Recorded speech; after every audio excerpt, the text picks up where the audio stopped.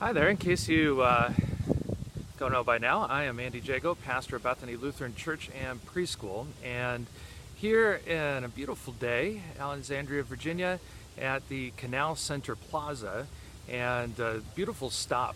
If you're taking a walk along all these different interconnected parks that are just all along the waterfront in the city of Alexandria, this is a beautiful place, peaceful place to stop and listen to the fountain that's behind me. Sometimes the conversations of the business people that are here as well. This is, I'm here because of the statue. This is in the sculpture garden. Now, of course, that's open to artistic interpretations, a lot of different ways you could look at it. I'm looking at it from the perspective of brokenness, because it's a face that's all broken apart into pieces. And I think that when we look at this chapter of the story, that's, by the way, why I'm here, is to preview a little bit the chapter, the readings that are coming up for this week in chapter 8 of the story, or different portions of the book of Judges. And while we look at this, we're going to see a lot of brokenness in this chapter. So Joshua leads his army, and all the nation is together, but they separate up into the different in their different tribes and their different tribal areas. What's more is that there's still the original inhabitants of the land that, contrary to God's command, they're still there, and there's enemies from outside as well. I mean, so all these threats contribute to the brokenness. Probably the most significant thing, though, is the spiritual brokenness, the sinfulness and rebellion that crops up time and time again. So God sends those foreign armies, and the people cry out for deliverance, and that's where the judges come in. The judges that we're introduced to in this chapter, there's 3 of them, and they all show God's strength in different ways. The first one we'll meet is Deborah, who shows God's strength in her wisdom and executing justice for the people as she judges them.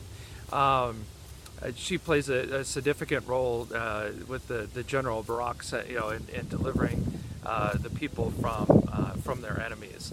And then we get introduced to Gideon, who does that, who is the leader of the army, and then he does things a little bit differently because of God's command to reduce his army, so that people know that this is God's strength working through Gideon and not their own strength. So then we get to Samson, who's just literally strong. And God, I don't know if you're familiar with the end of his story, but it's there, I think, that we can make some interesting connections. So his prayer, the very first part of his prayer, I'm deciding to use as the title for my sermon, where Samson says, "Sovereign Lord, remember me. Sovereign Lord, remember me." And God is going to remember Samson in that moment.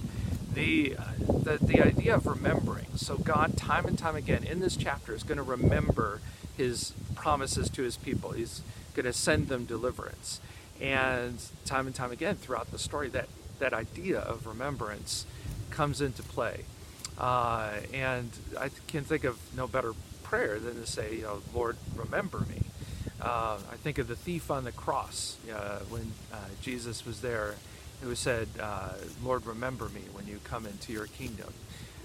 When we appeal, not that I think God is all that forgetful, mind you, but when we appeal to God's memory and say, remember your love, your mercy, your compassion, and especially we point to the cross and the empty tomb, I think there we have a connection to our salvation, which we're going to see here in chapter 8 of the story. So may the Lord bless our reading, our marking, and learning, and inwardly digesting of his word.